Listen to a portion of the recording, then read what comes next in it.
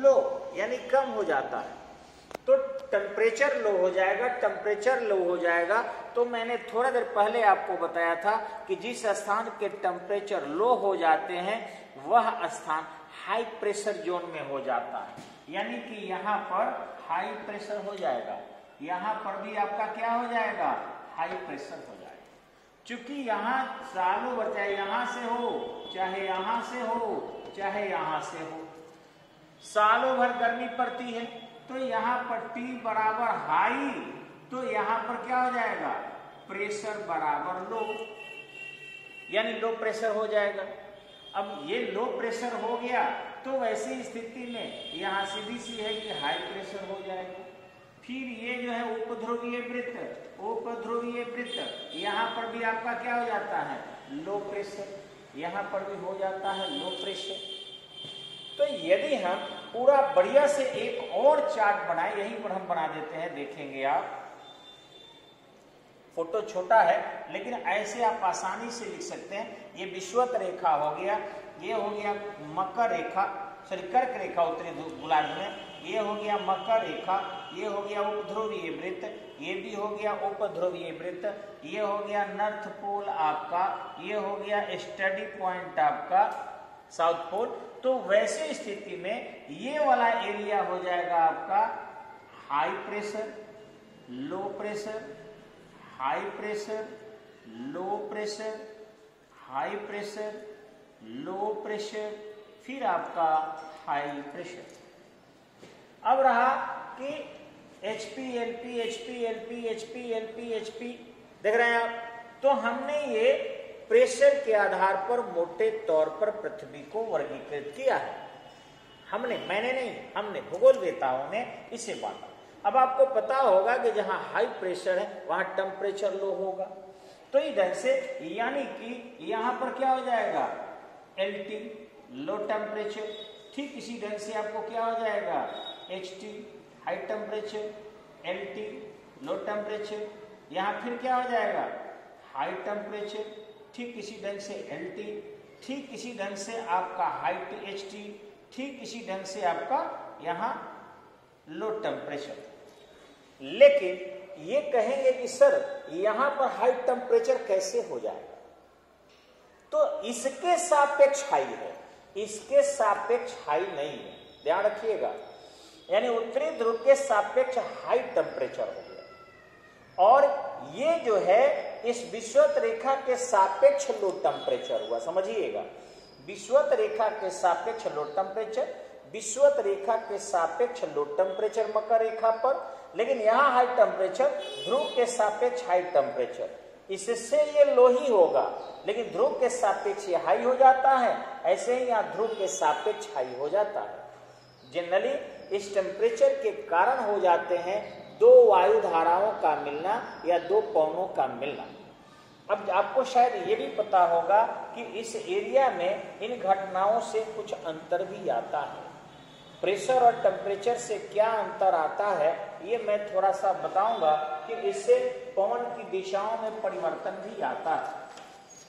इसको थोड़ा मिटाकर हम समझने का प्रयास करते हैं कि कैसे पवन जो है बहाव करती है, और पवन को इसी ढंग से हम लोग हाई टेम्परेचर से हमेशा ही लो टेम्परेचर एरिया की ओर जाते देखें। ध्यान रखेंगे कि कभी भी विंड जो है आपका, यानी हवा जो है आपका, ये हाई प्रेशर एरिया से लो प्रेशर एरिया की ओर जाती है। विंड जो है हाई प्रेशर एरिया से लो प्रेशर एरिया की ओर जाती है।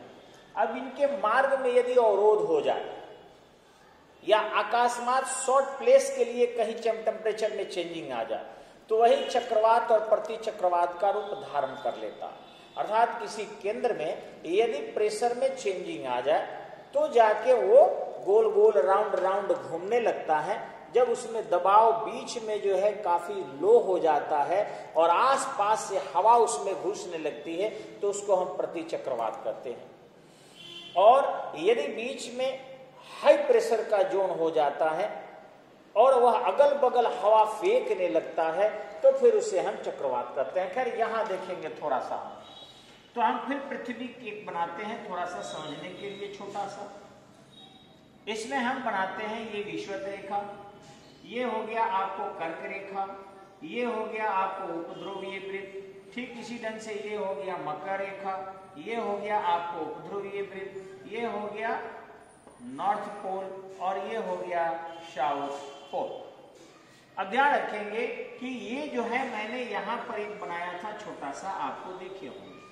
इसमें जो है आपका हमने जब ऐसे इन सबको बांटने का प्रयास किया था मोटे तौर पर, ये मकर रेखा मान लीजिए, ये उपध्रुवीय मान लीजिए, तो ये हो गया आपका नॉर्थ पोल, ये हो गया साउथ पोल, ये हो गया आपको प्रेशर के हिसाब से high pressure area, low pressure area, high pressure area, low pressure area, high pressure area, low pressure area और हाई प्रेशर एरिया।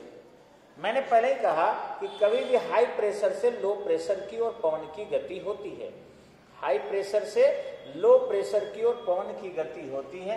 तो ध्यान रखेंगे यहां मैंने लिखा हाई प्रेशर, तो हवा जो है उत्तरी ध्रुव से उपध्रुवीय वृत्त की ओर चली ऐसे, लेकिन जब ये हवा चली तो पृथ्वी घूम रही होती है, यानी पृथ्वी जो है आपका पश्चिम से वेस्ट टू ईस्ट घूमती थी।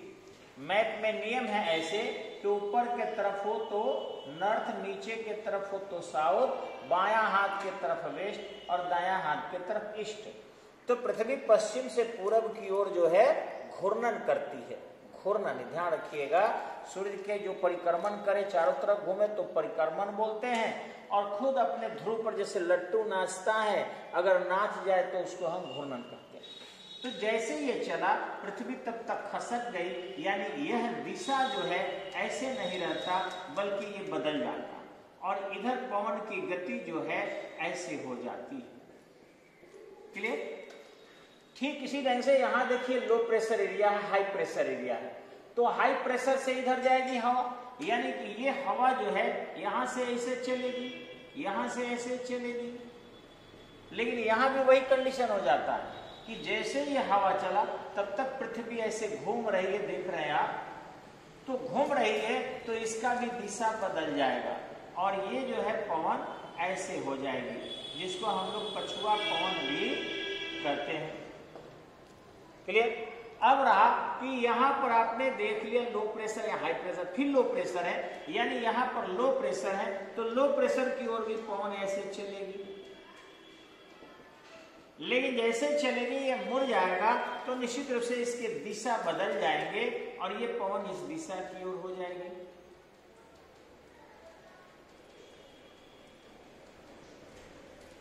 सॉरी, नहीं ऐसे नहीं होगी, ये तो बड़ा है ना, तो बड़ा होने के कारण इसका दिशा ऐसे हो जाएगा, ऐसे हो जाएगा। यहां से चला तब तक ये घूम गया तो इस दिशा में हो जाएगी पवन की दिशा। तो इस तरीके से यानी कि ये जो बहकर आया इसको हम लोग बोलते हैं ध्रुवीय पवन, ध्रुवीय पवन। अब ये जो ध्रुवीय पवन है ये आपको दिशा के हिसाब से देखें तो देखिए नॉर्थ साउथ वेस्ट ईस्ट, यानी ये नॉर्थ ईस्ट से ऐसे चल रहा है, देख रहे हैं ना, इसको उठा के यहाँ रखे तो, और वेस्ट साउथ की ओर, यानी ध्रुवीय पवन जो है आपका ये नॉर्थ और ईस्ट से आपके साउथ वेस्ट की ओर बहती है। ठीक है, ये दूसरा जो है आपका पवन जिसको हम लोग पछुआ पवन कहते हैं, पछुआ पवन कहते हैं। इसकी दिशा देख लीजिए, यानी कि अगर उठा के इसको ऐसे रखें तो साउथ वेस्ट से नॉर्थ ईस्ट की ओर, यानी पछुआ पवन जो है आपका वो साउथ ईस्ट से नॉर्थ वेस्ट की ओर, साउथ ईस्ट से नॉर्थ वेस्ट की ओर। ठीक इसी ढंग से यदि इसको देखें हम तो जनरली इसको हमें पूर्वा पवन कहना चाहिए, कहा भी जाता है ईस्टर्न विंड, लेकिन चूंकि व्यापारी लोगों ने सबसे पहले इस पवन को देखा था अतः इसका नाम रख दिया ट्रेड विंड। जर्मनी का भाषा है। अब जर्मनी के भाषा ट्रेड विंड होने के कारण इसको आज भी व्यापारिक पवन कहते हैं। और ध्यान रखें कि अगर ये उठाकर यहां रख दें तो इसका दिशा हो जाएगा आपका नॉर्थ ईस्ट से, ये बहाव कर रहा है साउथ वेस्ट की ओर, बिल्कुल ऐसे देख रहे हैं आप। ठीक इसी ढंग से अगर दक्षिणी गोलार्ध में जाए तो यहाँ पर आपका हाई प्रेशर है, देखिए यहाँ पर आपका हाई प्रेशर है, तो लो प्रेशर की ओर हवा चलेगी, लेकिन इसका क्षेत्र कम है ज्यादा, तो ऐसे घुमाव इसमें आ जाता है। अब चूंकि विषुवत रेखा की ओर जो भी हवा आए जर्मनी के व्यापारी ही सबसे पहले देखे थे, अतः ये और ये दोनों ट्रेड विंड के नाम से ही जाना जाता है। इसको भी हम लोग क्या कहते हैं, व्यापारिक पवन, व्यापारिक पवन।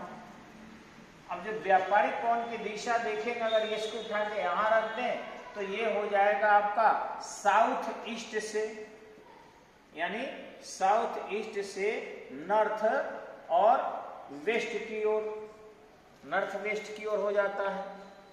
ठीक इसी ढंग से अगर हम देखते हैं यहां पर, तो चूंकि देखिए यहां लो प्रेशर एरिया है, हाई से लो की ओर चलेगा तो इस तरीके से हो जाएगा। और जब इस तरीके से होगा, अगर इस बॉक्स को यहां ला कर रखें, हालांकि इसको भी दक्षिणी गोलार्ध का पछुआ पवन कहते हैं, तो इसकी दिशा क्या हो जाएगी, ये है आपका दक्षिणी गोलार्ध का पछुआ पवन। तो इसकी दिशा हो जाएगी नॉर्थ वेस्ट से, यानी कि नॉर्थ वेस्ट से हो जाएगा साउथ ईस्ट की ओर, साउथ ईस्ट की ओर बदल गया। ठीक इसी ढंग से आपका यहां देखेंगे तो देखिए यहां हाई प्रेशर है, हाई प्रेशर से लो प्रेशर की ओर हवा चलेगी, तो इस पवन को जो है हम लोग ध्रुवीय पवन कहेंगे। और ये जो है ध्रुवीय पवन, अगर इधर लाते हैं तो ध्रुवीय पवन का दिशा क्या हो जाएगा, आपके साउथ ईस्ट से नॉर्थ वेस्ट की ओर, यानी कि साउथ ईस्ट से नॉर्थ वेस्ट की ओर, उत्तरी पश्चिम की ओर। तो ये देख रहे हैं इधर जितनी पवन बह रही है ये सब south east south east south east से north west north west north west की ओर। और इधर देख रहे हैं आपका कि नॉर्थ ईस्ट से साउथ वेस्ट की ओर। फिर यहां देख रहे हैं आप नॉर्थ ईस्ट से साउथ वेस्ट की ओर। फिर यहां देख रहे हैं आप यही पवन आपका, लेकिन नॉर्थ वेस्ट हो जा रहा है साउथ ईस्ट की ओर।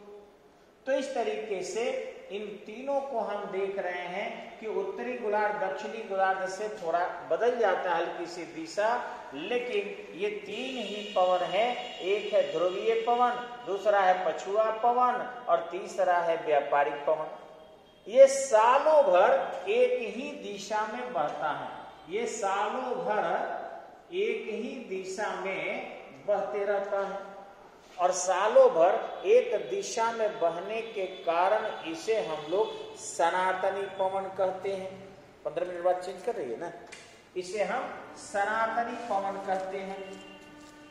अब ध्यान देंगे हम लोग थोड़ा सा, हमने आपको चर्चा किया कि वायुमंडल का दाब जो है बदलता है और जब तक दाब में परिवर्तन नहीं होगा तब तक जो है पवन के चाल में परिवर्तन नहीं होगा। ध्यान रखेंगे, पवन की शक्ति और जल की शक्ति बहुत होती है। इस पवन और जल की शक्ति जो है ये दोनों निर्भर करती है आपके सूर्य के ताप पर ही। अगर पृथ्वी पर सूर्य के ताप को पूरी तरह रोक दिया जाए और पृथ्वी के आंतरिक भाग का टेम्परेचर भी समाप्त कर दिया जाए तो सभी जगह वायु दाब समान होगा, लेकिन घूर्णन से भी कुछ दाब का अंतर पड़ता है। जहां गति तेज होता है वायुमंडलीय दाब कम होगा क्योंकि गुरुत्वाकर्षण के मान कम हो जाते हैं। अगर सूर्य की रोशनी को रोक भी दिया जाए पृथ्वी पर और पृथ्वी के यदि घूर्णन गति को रोक दिया जाए तब जाके आपके सब जगह ताप और दाब समान होगा। लेकिन जैसे जैसे पृथ्वी घूर्णन करती रहेगी गुरुत्वाकर्षण के मान कम होने से दाब में भी अंतर आएगा और ठीक इसी ढंग से सूर्य के रोशनी का भी परिवर्तन होता है, क्योंकि सूर्य की रोशनी